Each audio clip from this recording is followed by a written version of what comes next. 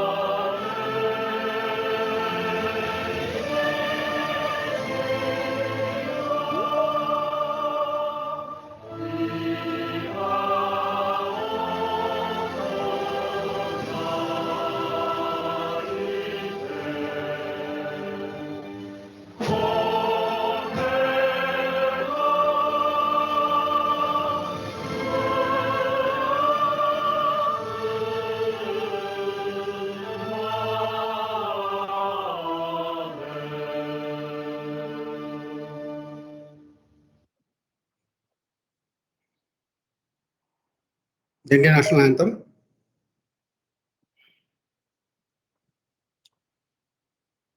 जन गण मन अधिनायक जय हे भारत भाग्य विधाता पंजाब सिंध गुजरात मराठा द्राविड़ उत्कल बंगा विंध्य हिमाचल यमुना गंगा उच्चल जलधि तरंगा तव शुभ नामे जागे तव शुभ आशीष मांगे गाहे तव जय गाथा जन गण मंगलदायक जय हे भारत भाग्य विधाता जय हे जय हे जय हे जय जय जय जय हे. Thank you. Her Excellency Sugita-san was initially thought of being personally attending BCIC office to address all the members, but due to changing scenario of unrest happening in some parts of Bangalore city, she was kind enough to address the members virtually today. We gratefully and thankfully thank you very much for this particular change in situation. Thank you. Welcome, madam, and thank you very much. I now request Mr. K.R. Shekhar to welcome the members. Sorry. We'll play the corporate video of BCIC, after which Mr. Shekhar will welcome the members. Thank you.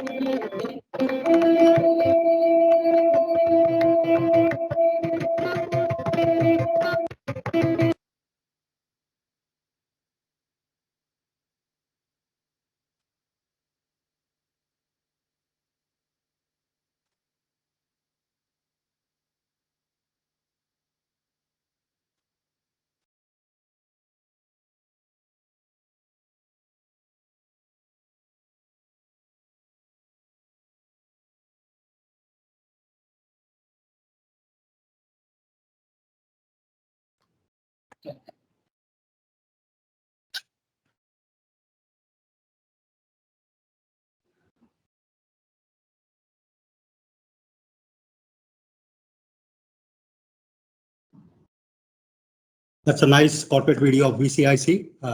Now request Mr. K.R. Shekhar, President of BCIC, to welcome all the members here.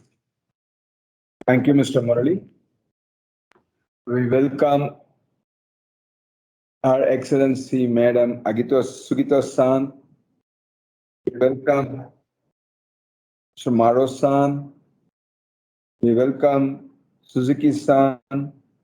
We welcome Mr. Kuboki-san. And we welcome every one of the team members from Japanese Consulate as well as from JETRO. We also acknowledge the presence of Dr. Suresh-san here. He has come just a few minutes back.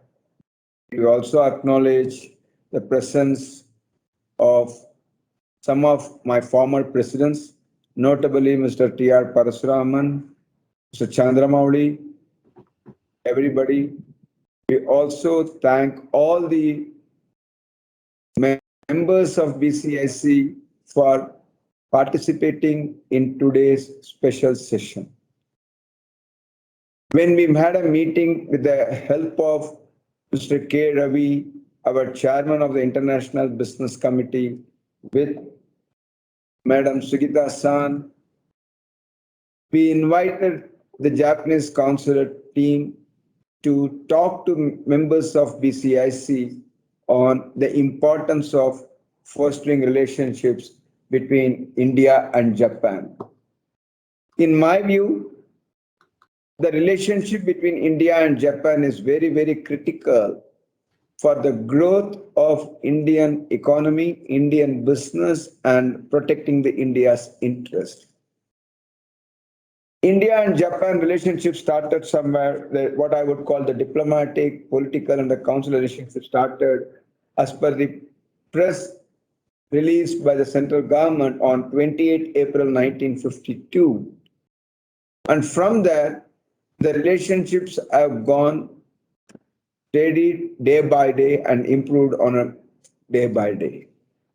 We had a visit of the Japanese Emperor and Empress in 2013, followed by the Prime Minister visit of Japan to India, and then followed by the Indian Prime Minister visit to Japan in 2013, which strengthened the relationship between India and Japan in a significant way.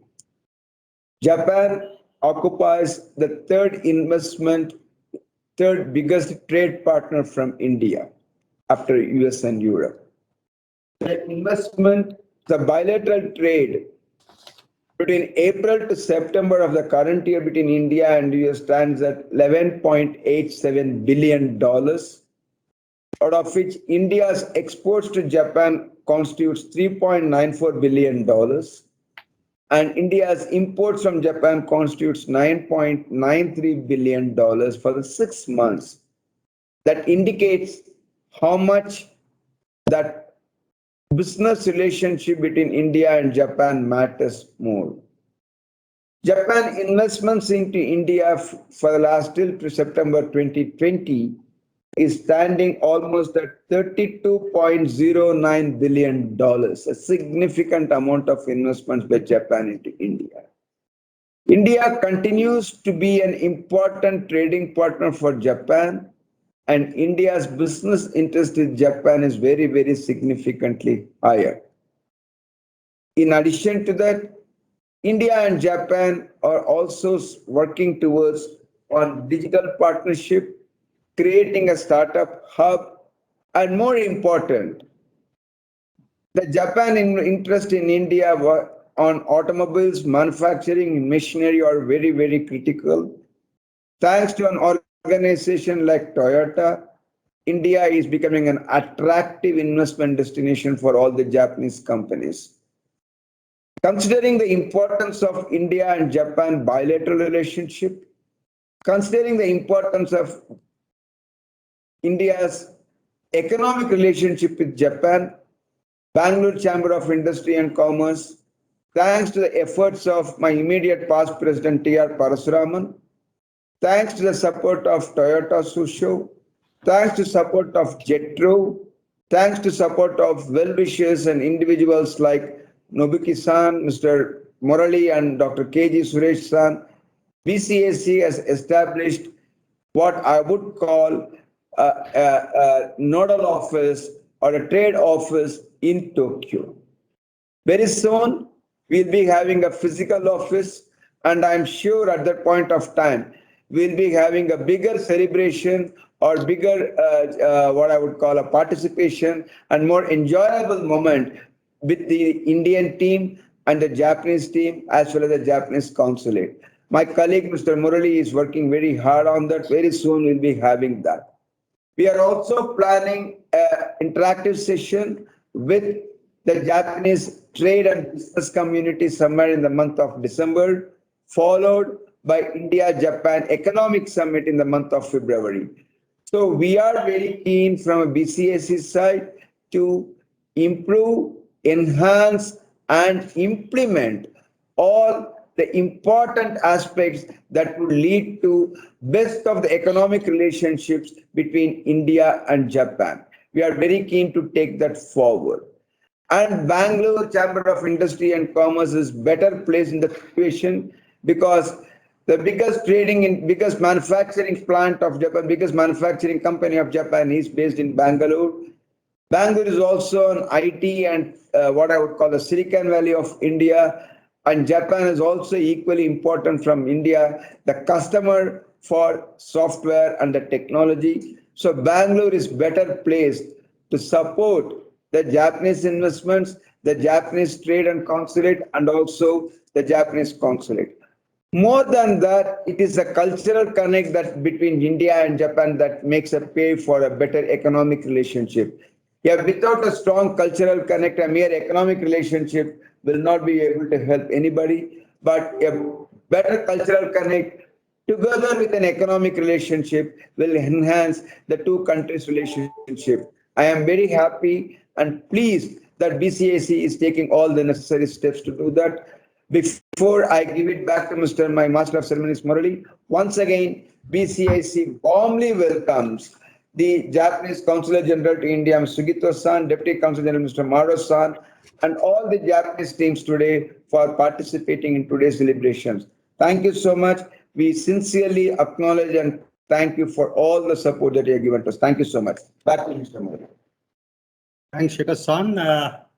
I deem it a privilege to introduce Akiko Sugita. Akiko is her first name. Sugita is a family name, surname. Madam Akiko Sugita is a Consul-General of the Consulate-General of Japan in Bengaluru. She's here now in Bangalore since April 2020. She joined the Ministry of Foreign Affairs of Japan in 1981, and now she's running into her 40th year with the Ministry of Foreign Affairs. Madam Sugita passed out from the Tokyo University of Foreign Studies, gaining a BA in Spanish language in 1981, and thereafter followed up with a BA in history from Williams College, USA in 1984. She has held several portfolios during her illustrious career of 40 years with the Ministry of Foreign Affairs. And to start with, she worked as a first secretary in permanent mission of Japan in the United Nations in New York from January 2003 to May 2003. and thereafter as a Principal Deputy Director, Public Diplomacy Strategic Division, Minister Secretary, Ministry of Foreign Affairs from January 2005 to September 2008. So thereafter, she was posted to Japan, and she was in Japan from September 2008 to June 2017. She held different portfolios like Principal Deputy Director, Local Coordination Division, Minister Secretariat, Senior Coordinator, Policy Planning Division, Foreign Policy Bureau, Ministry of Foreign Affairs, and then as a Secretary General, Foreign Press Center, Japan. Subsequently, from June 2017 to April 2020, she was a counselor of the Embassy of Japan in Singapore. So from April 2020 till today, she is now the Consul-General of Japan in Bengaluru. Hearty welcome to you, Madam. We deem it an honor to have you with us this evening. Thank you. Namaste. Namaskar. Yes, sorry. We now request you to address our members. Over to you, Madam. Thank you. Thank you very much once again. Mr. Shekhar, President of BCIC, Dr. Ravindran, Senior Vice President of BCIC, distinguished members of BCIC. First of all, thank you very much for a kind introduction, Mr. Murali-san. At the outset, I'd like to thank you for giving me this opportunity to speak at the Bangalore Chamber of Commerce and Industries meeting today. BCIC has been making strong efforts to develop business in Bengaluru and resolve problems being faced by business in Karnataka. I understand, I just heard that BCIC will be opening a physical office in Tokyo within this year in order to increase the awareness of Japanese companies which aspire to enter into the state of Karnataka to know that and to activate the business relations between Japan and Karnataka. I think it is very encouraging for the side of the Japanese business to know that BCIC is extending its helping hands to reach out to them. I hope both Japan and Bengaluru will continue to work closely to find the best suitable partners and expand business opportunities. Today, I'd like to talk about the economic relationship between Japan and India with a main focus on Karnataka. Please note that what I'm going to discuss is my personal views and not the views of the government of Japan. Today, my speech will be divided to 4 sections. First, I'd like to focus on India-Japan economic relations. Second, I want to focus on Karnataka-Japan economic relations. And 3, I'd like to discuss the challenges Japanese companies are facing in the state of Karnataka. And 4th, I'd like to discuss my observations on our future partnership. Let me start with the first, India-Japan economic relationship. India is increasingly becoming an important country for Japan in various aspects. Today's focus is, of course, economic relations, but let me just look at the security side. In maritime security, Indo-Pacific region, Japan and India, together with US and Australia, have been conducting a joint maritime exercise called Malabar.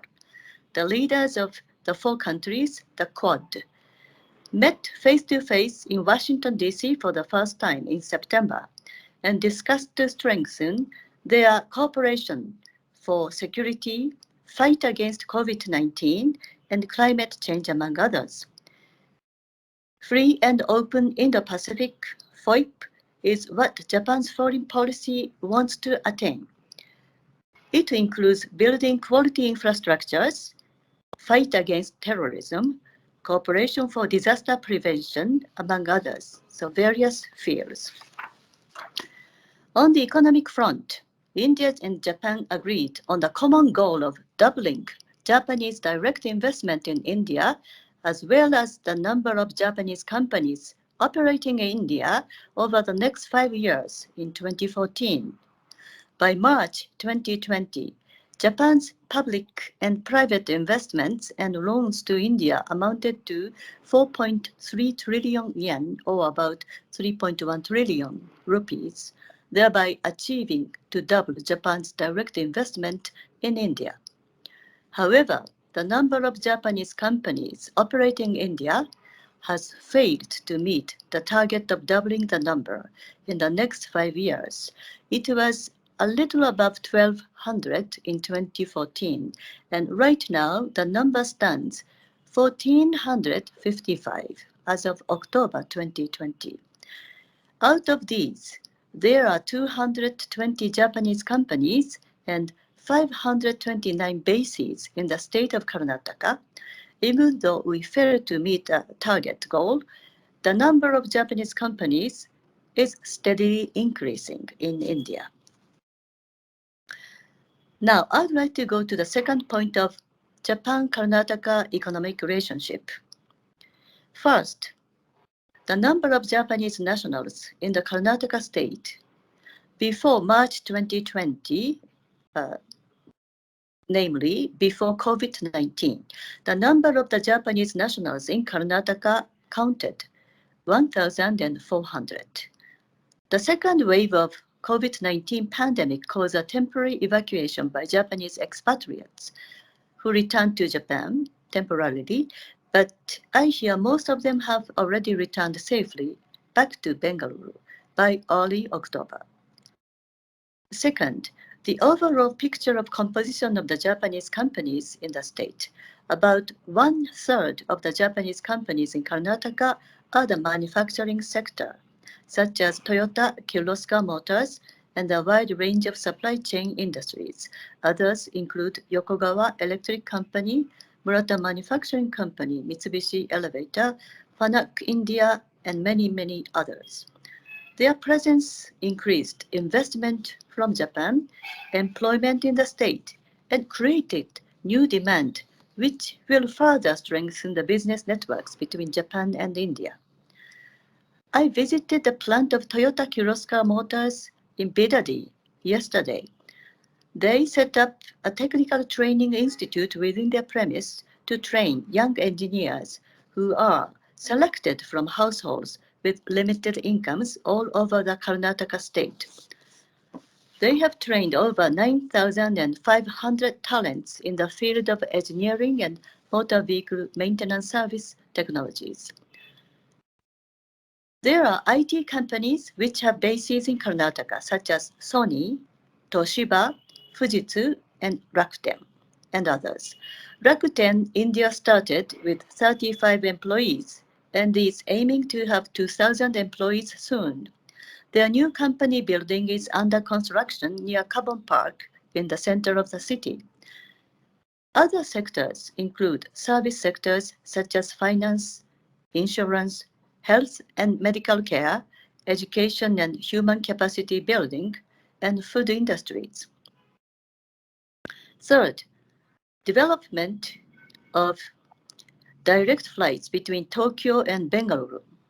The direct flight between Bengaluru and Tokyo was to be launched by the Japan airline in March last year, 2020, but it was suspended by the COVID-19 situation. The Japan airline started direct flights to connect Bengaluru and Tokyo in March 2021 under the air bubble of the government of India, and steadily increased the frequency to make it a weekly flight today. I hope that the direct flights will soon become regular flights with a higher frequency of operation and create a robust and dynamic movement of people and cargo between the two countries. The Japan airline is also hoping to increase passengers and cargo between Bengaluru and the west coast of the United States via Tokyo. Fourth, increasing attention by Japanese companies to startups. JETRO Bengaluru established the Japan-India Startup Hub in 2018. JETRO also launched a project called J-Bridge, a business platform to facilitate collaboration and alliances between Japanese companies and overseas startups businesses. Japan needs to advance DX, digital transformation. Japan is strong with hardware technologies, but we are in short of software technologies and talented IT human capitals. It is exactly in this area that Japan and India is a complementary relationship. Through recent meetings with managing directors who are in charge of the operation in India of Japanese megabanks such as SMBC and Mizuho, and the Japanese conglomerate such as Mitsui and Company, Mitsubishi Corporation, and Marubeni and Sojitz, I learned that they are quite proactively acting in Bengaluru to identify their targets for investment and business partnership in startups. Some of them have set up their bases in Bengaluru, and others are looking for doing so in the near future. And fifth, business and academic cooperation is underway. The Indian Institute of Management Bengaluru has set up the Mizuho India-Japan Study Center, MIJSC, ahead of its Bengaluru branch office initiates Mizuho Bank's collaboration with IIMB. They have presented feasibility studies with students of IIMB. These themes include such concrete business models as setting up of charging stations for EVs in New Delhi, the sharing economy operations of agricultural machineries, and digitalization of Ayurvedic medicines.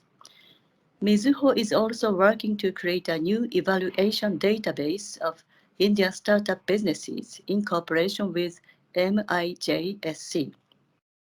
Sixth, we are witnessing promising movements in the field of health and medical care. Two Japanese companies, Toyota Tsusho and Secom, established Sakura World Hospital as a joint venture. The hospital provided 300 plus beds to COVID-19 patients and worked very hard to get enough vaccinations during the second wave for local residents. The Japanese are not good at beating their drums, but their contribution to the local community should be highly commended. Another model in the healthcare business is NURA, N-U-R-A. Fujifilm established a health screening center in Bengaluru in February this year.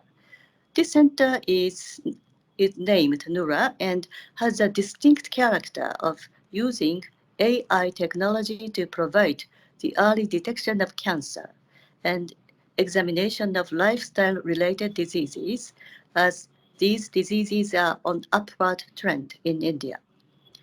In the training of talents in healthcare industry, Bengaluru, as well as Tokyo-based staffing agency, Navis, has provided training services to Indian nationals with a view to sending them to the elderly care industries in Japan. After building up 3-year experience in Japan, those trainees will have choices to return to India to work in the field of industry or stay in Japan as specified technical trainees under the TITP program, sponsored by the government for another 5 years.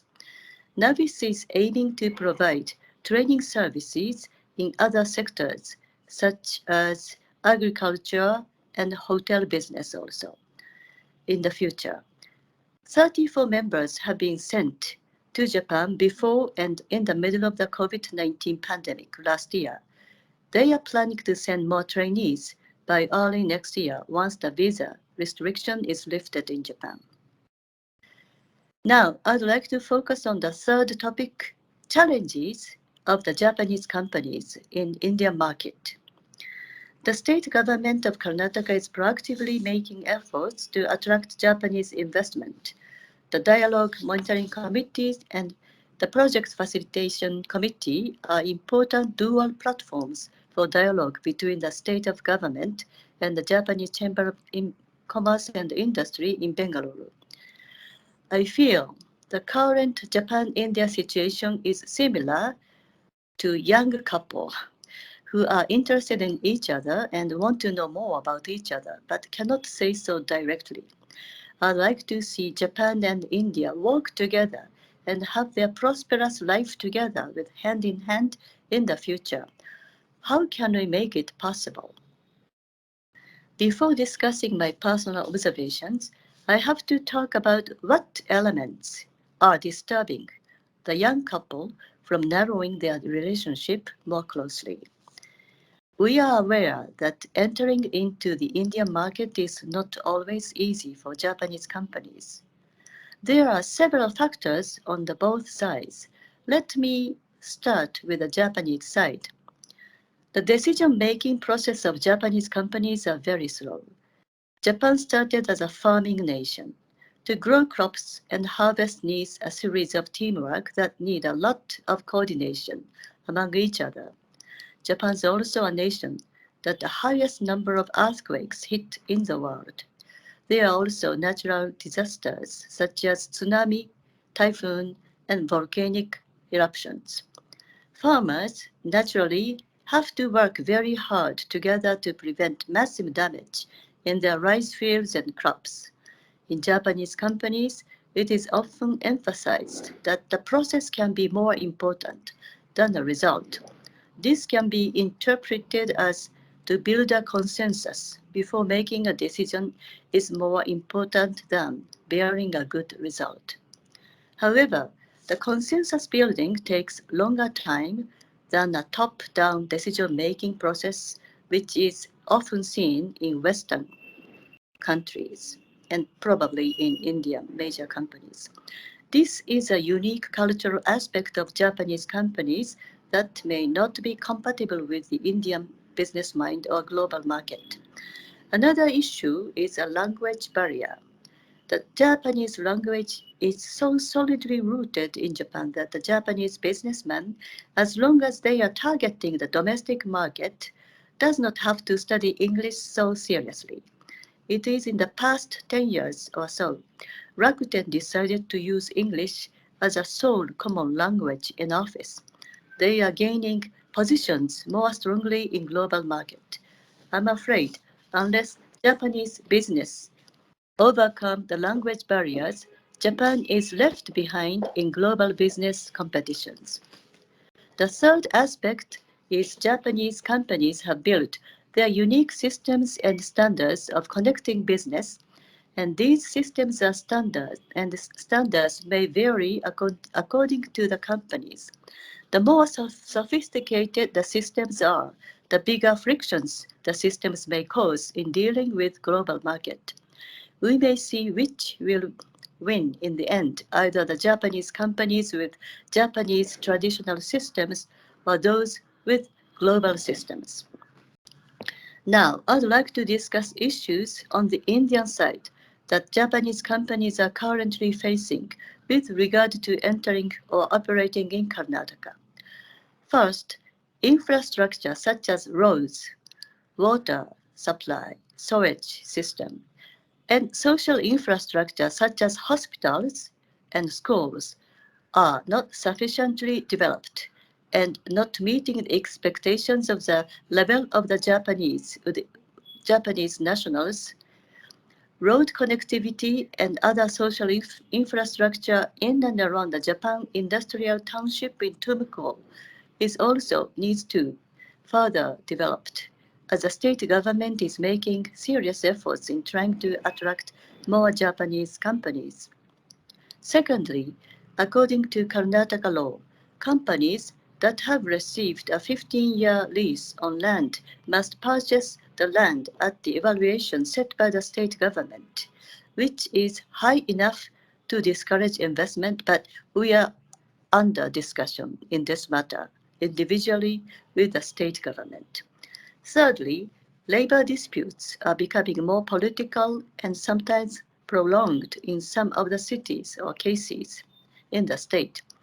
It is affecting the psychology of the Japanese managing people who are responsible for managing their business and investment in the state. Fourthly, we want to see improvement of the transportation infrastructures in Bengaluru, which is known for one of the world's most congested roads.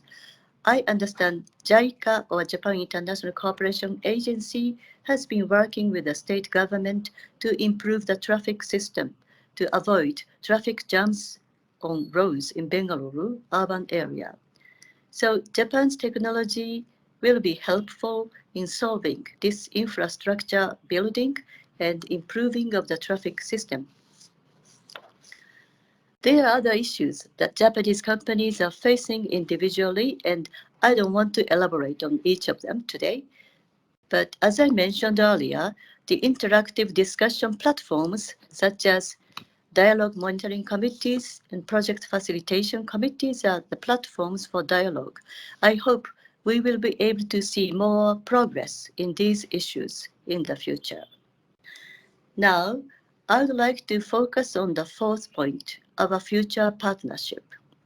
Based on the above discussion, I'd like to share my observations on the future relationship between Japan and India and between Japan and Karnataka. First, I'd like to see more proactive engagement by both sides in IT sector and startups.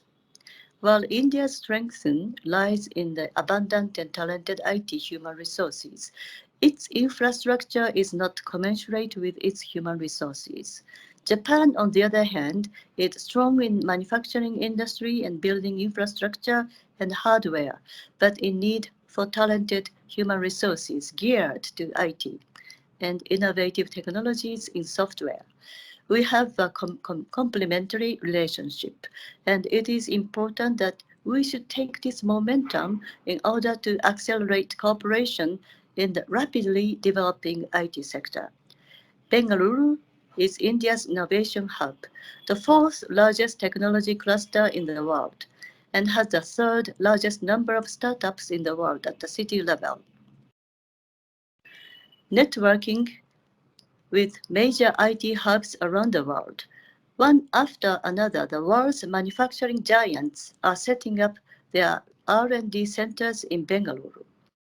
Second, Karnataka is a state that excels in biotechnology, accounting for about 60% of the companies in the biotechnology sector in India. As I mentioned before, Japan is playing a role in the medical care and healthcare industries in the state.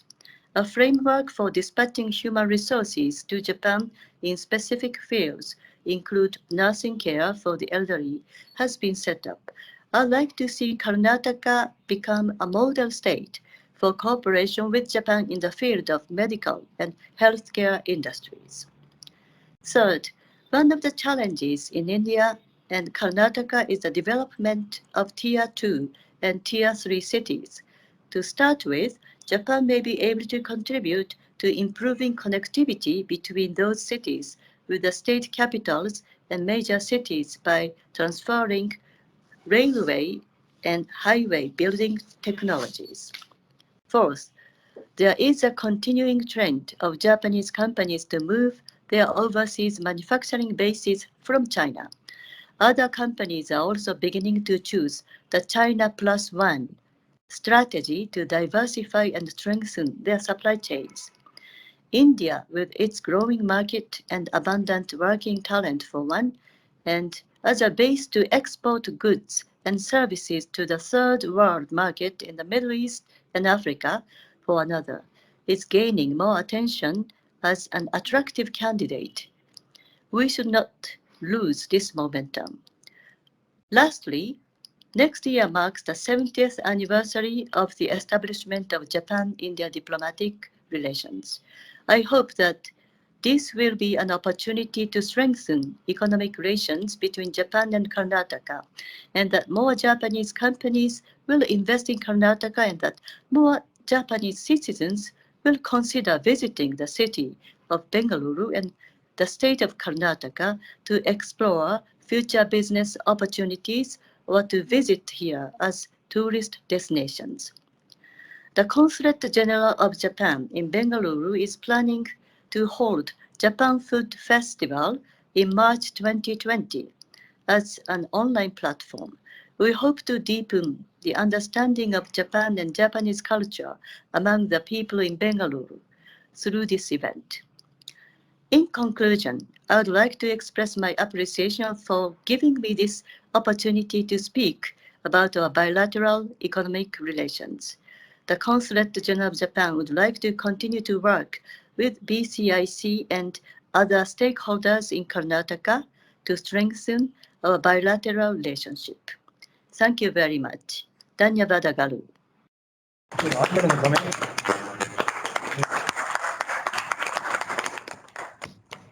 Thank you, Madam, for a very clear, lucid, meaningful, impressive, and insightful talk. We believe and we are all assured that your rich experience of working in different geographies and will strengthen the relationship between India and Japan, and more particularly between Bangalore and Japanese members. Thank you very much. I now request Mr. K. Ravi, Chairman of the International Business, to give his perspective shortly on the India-Japan relationship. Over to you, Mr. Ravi. You have 2 minutes. Thereafter, Mr. Parasuraman will have a talk. You're on mute. Kombawa, a very good evening to all the ladies and gentlemen. Her Excellency Mrs. Akiko Sugita, the Consul-General of Japan in Bangalore, our guest speaker today. Mr. Suzuki-san, Director General Jetro, and my good friend Kuboki-san, and all the members of BCIC. Madam, firstly, let me thank you for meeting our delegation at your office on the 13th of October and sharing your thoughts with the BCIC team led by our President, Mr. Shekhar. As the Chairman of the International Business Expert Committee, I have envisaged the vision of engaging members in exploring international trade, expand their businesses to new markets, understand the rapidly changing trade environment, and keep current with latest global trends. Karnataka, as you already mentioned, is the first in IT and ITES exports.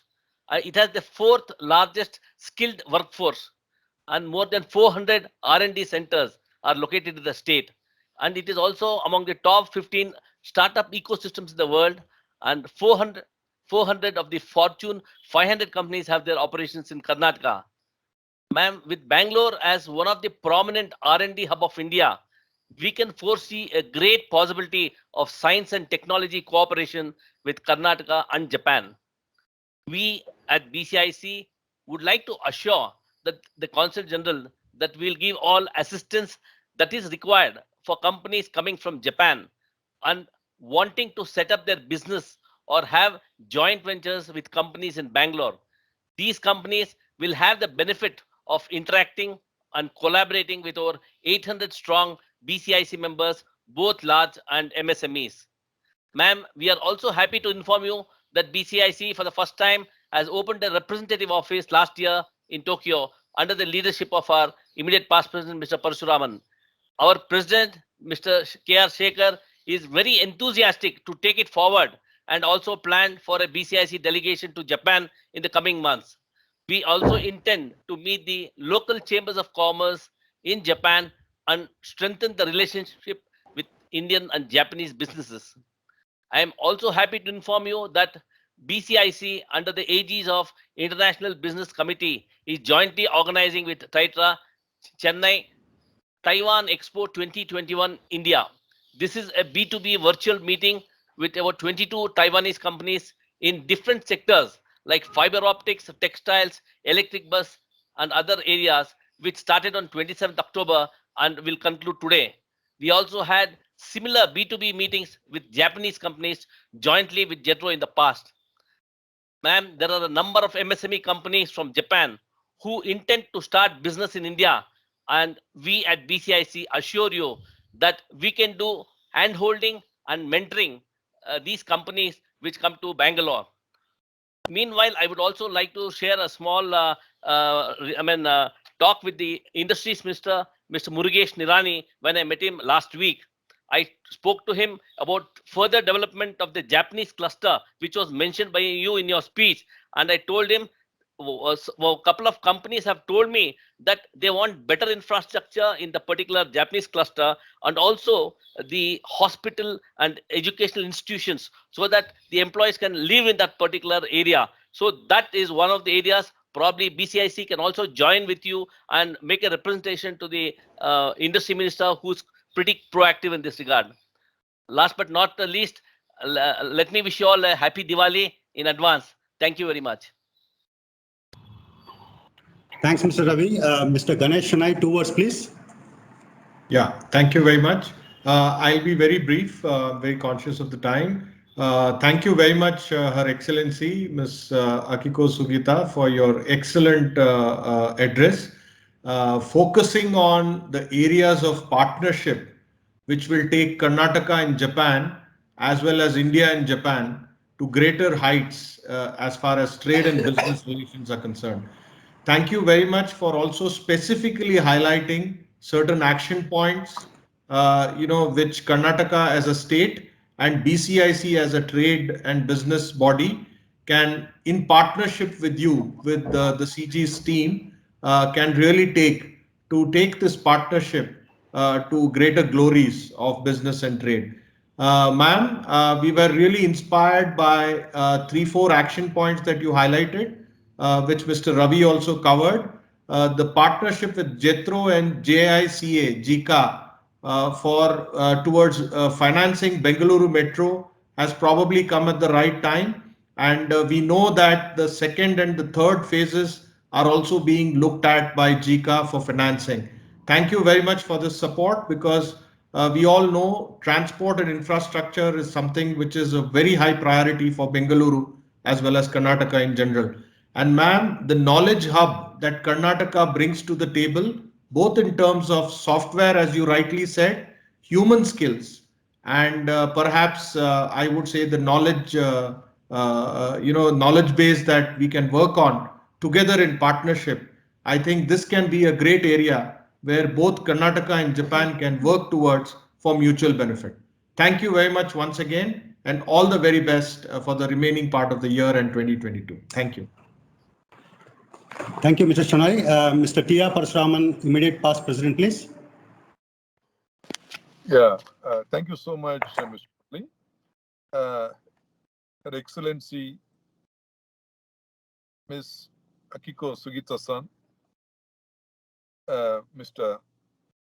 Kuboki, President BCIC, and my dear friends. First of all, I would like to sincerely thank Her Excellency Sugita-san for the wonderful address she has delivered, which recites the long-standing relationship between India and Japan, and especially the most memorable 70 years of diplomacy happening very shortly. So it's a great event that's coming. Madam, definitely we are aware of the most important points you cited. I don't want to repeat the challenges in terms of infrastructure, sanitation, hygiene, hospitals, and education sector, which is definitely a challenge. And we will, from Bengaluru Chamber of Industry and Commerce, under the leadership of our President, Mr. Shekhar, and our entire team, will definitely address these issues in a prioritized way with the government of Karnataka. Especially Tumkur Industrial Park is a case in point, which is a good opportunity for us to showcase some of the points that you have cited. And BCIC can really play a very good role. And secondly, you also talked about the language challenges. Similarly, Japanese would like to learn English, which is increasing drastically over the years, especially in the last 1 decade. Many of the Indians also would love to learn Japanese. So this will promote more bilateral mutual communication. So from Bengaluru Chamber of Industry and Commerce, already our president has initiated some of the language learning programs through Japanese language. I believe Japanese language is not just a language. It is connecting people by heart, connecting the culture by heart, and to do ease of business. I think this language is very, very important. Therefore, I also urge Bengaluru Chambers will do its best to promote Japanese language to the city of Bangalore and to the state of Karnataka. And finally, the food festival of Japanese, we are looking forward, and we would like to partner with you in whatever way possible, so that we would like to make it a grand success under your leadership, madam. Once again, I assure you of our best support to you all the times. Once again, thank you very much for coming all the way to address our chambers. We look forward to your physical presence next time. Thank you so much. God bless. Thank you, Parasaman sir. I now request Mr. Indu Shekhar, Vice President, BCIC, to moderate the session with Madam. Over to you, Mr. Indu Shekhar. Yep. Good evening, Madam. Sugita Akiko, Consulate-General of Japan. So what we've been able to do from the chambers is to collate some of those questions. Perhaps I'll go through that. Maybe you could just make sure providing your reflections.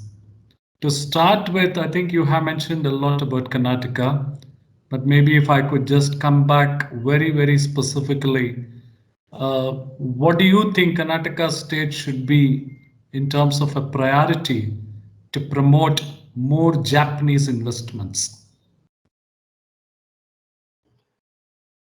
Over to you, Madam. Thank you, Narasingha-san. Yes, I think overall the state of Karnataka government has been making great efforts to invite Japanese direct investments. They set up the Dialogue Monitoring Committee, Project Facilitation Committee. They also set up a Japan desk within the state office so that there is one stop to solve issues for the Japanese companies. The Tumakuru Japan Industry Township has been also developed with a great efforts, even though I mentioned that there are some points to be improved. And also the state government will dispatch a delegation or planning to dispatch a delegation. They wanted to so in May this year, but because of the situation, we could not implement it. But I hope that they will be able to dispatch a delegation to Japan next year. And the Consulate-General of Japan, together with JETRO, Japanese Chamber of Commerce and Industry, Japanese Association, Bengaluru, and other stakeholders, would like to propose an informal meeting with the officials of the key departments of the state government. This is because the Japanese business style is to first to have an informal meeting and discuss informal meeting before raising a serious issue. That is a kind of cultural approach we prefer. So when we get to know each other, then we can just sit down and discuss serious matters, raise issues to find mutual goal to solve the issue. So something like this would be helpful if the state government agrees to do so. Thank you. Thank you. If I just move on to the next one, how do you think we can enhance the people cultural exchanges? Improve tourism between Japanese and Indians. Do you believe Karnataka should establish more Japanese schools? Parshuraman just talked about Japanese food festivals, so more Japanese food restaurants, entertainments, golf course. So some reflections from you, Madam. As I mentioned in my speech, the direct flight connecting Tokyo and Bengaluru is a result of increasing demand on the Japanese side, as well as the increasing demand of the Indian side to visit each other. So in 2022, when the direct flight will hopefully become the regular flight, I want to see, as I said, a robust flow of people from both sides. And this will naturally increase the economic, cultural, and people-to-people exchange between the both sides. And thereafter, it will be possible for us to think about increasing the number of Japanese restaurants, Japanese schools, and entertainment facilities, because the result of the number of Japanese increasing in the state will increase the demand for this kind of infrastructure and facility. That's my observation. Thank you, Madam. Maybe one last question. Maybe this one towards the IT. How do you see India's IT sector playing a key role in Japanese manufacturing in realm of the IoT?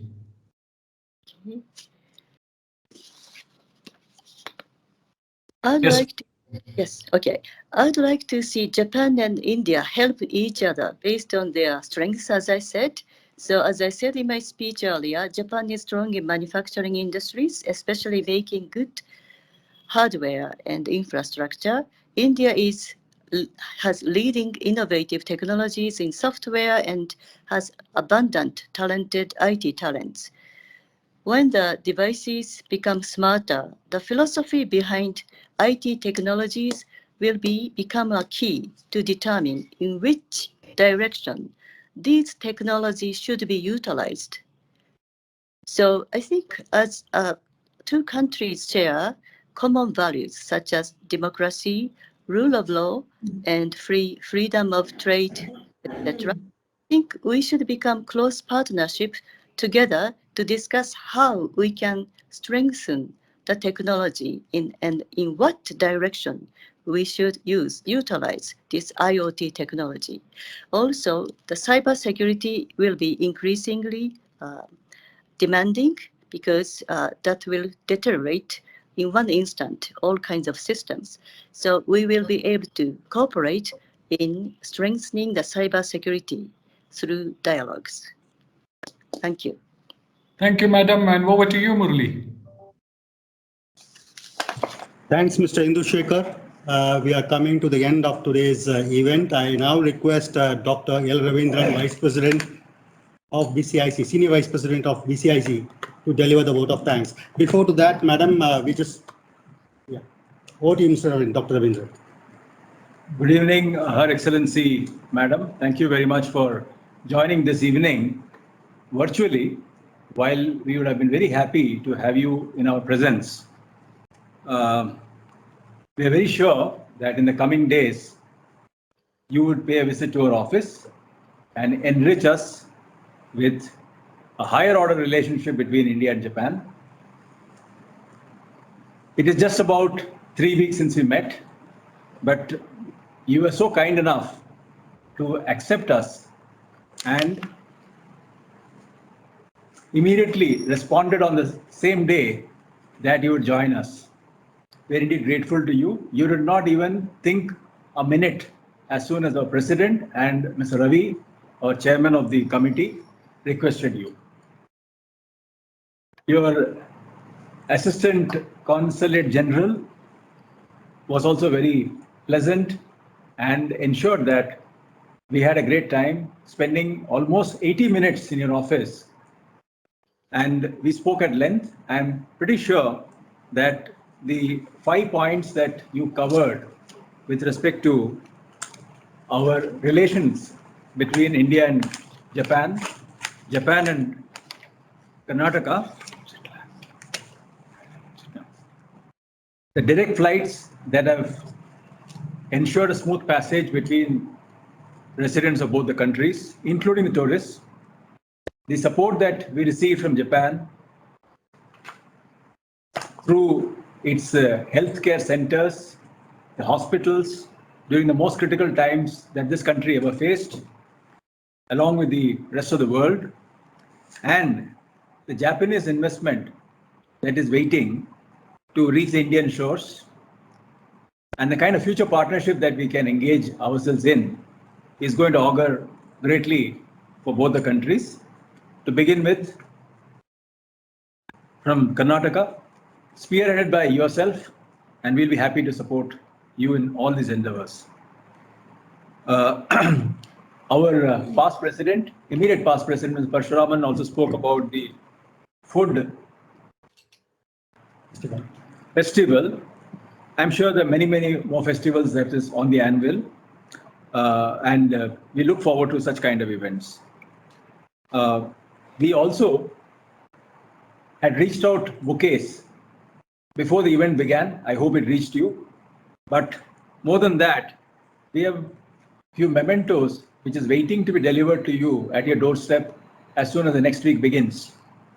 The first one, our president will present to you, and this is a small little memento, and this will be displayed right away. One second, he'll zoom it.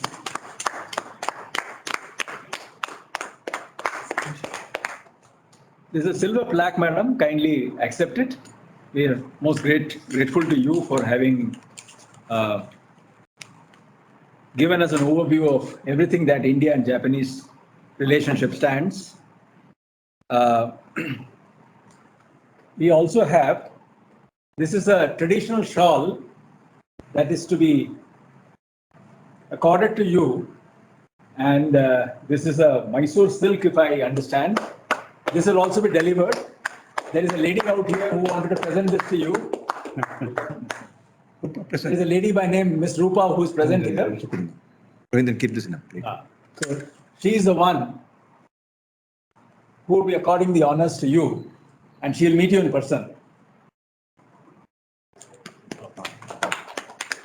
Let me conclude my speech by wishing you, everybody else in the Consulate-General, a wonderful Diwali and a great festive season and a new year. Arigato gozaimasu. I now hand it over to my president to complete the formalities. Thank you very much. Namaste. Thank you, Sugita-san. Thank you for being here. I just want to make a pleasant announcement to you. Today afternoon, me and my office bearers in a normal meeting, review meeting, we thought it would be a good idea to host all consular generals in the Bengaluru of all the countries, a consular evening in the month of December or January. We'll be inviting you for the particular meeting of what we call a get together of all consular generals of all the countries based in Bengaluru. Very specifically, we are planning to do that. And we believe this meeting of all consulate generals together with BCIC will help fostering the relationship, the business relationship between India, Karnataka, and various trade partners. Very soon, my expert committee chair and co-chair, Mr. Ravi and Ganesh Shenoy, and all our office bearers, we will work on this. We'll be informing you and personally, ma'am. Thank you so much, ma'am, for that. Thank you. The meeting is concluded. Thank you, madam. Thank you, all the participants. With this, the meeting stands concluded. We wish you all a very happy Diwali and a safe stay at home. Thank you. Thank you. Thank you. Thank you, madam. Happy Thank you, Diwali. excellent. Don't worry, Thank you.